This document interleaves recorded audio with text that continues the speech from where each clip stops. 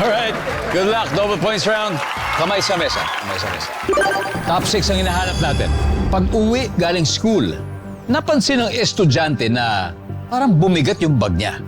Ano kaya ang inilagay? JB.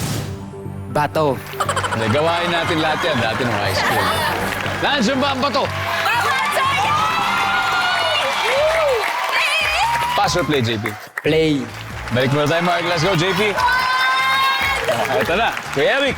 Ito, pag-uwi galing school, napansin ng estudyante, parang bigat ng bag ko. Ano kaya nilagay nung kaklase niya? Basura. Basura. Yan. Eliza. Ano pa kaya? Isang damakmak na libro. Tinatamad ako dalhin eh. Nangyari na ba sa'yo yun? Ginawa ko na po sa kaklase ko. Ikaw ang gumawa. Libro. Kurt, pag-uwi mo galing school, napakabigat ng bag mo. Ano kaya nilagay ng kaklase? Malaking tubig. Tubig. Tubig. Yung tumbler. Tumbler, okay. Mismong litro. Nandiyan ba yung tubig?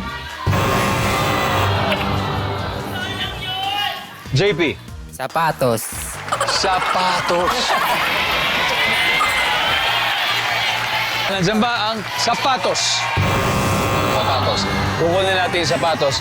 Sofia, usap-usap na kayo. Kuya Rick, pag-uwi galing school, napansin ng estudyante, bigat ng bag. Ano kaya nilagay ng kaklase niya? Lupa o buhangin? Lupa. Lupa o buhangin? Wala. JC, what is it? Dumbbell or gym equipment. Dumbbell, Mark. Bag ng kaklase niya. Yung bag din mismo, AJ. Lunch box. Yung lunchbox. Okay, Sofia, pag-uwi galing school, napansin ng estudyante na bumigat yung bag niya. Ano kaya yung nilagay ng kaklase? Pagkain. Pagkain.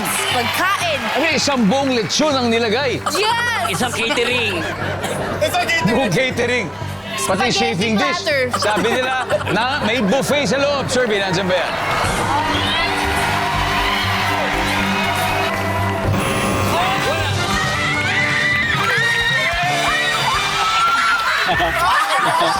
Ito na. May tatlo. Tingnan natin.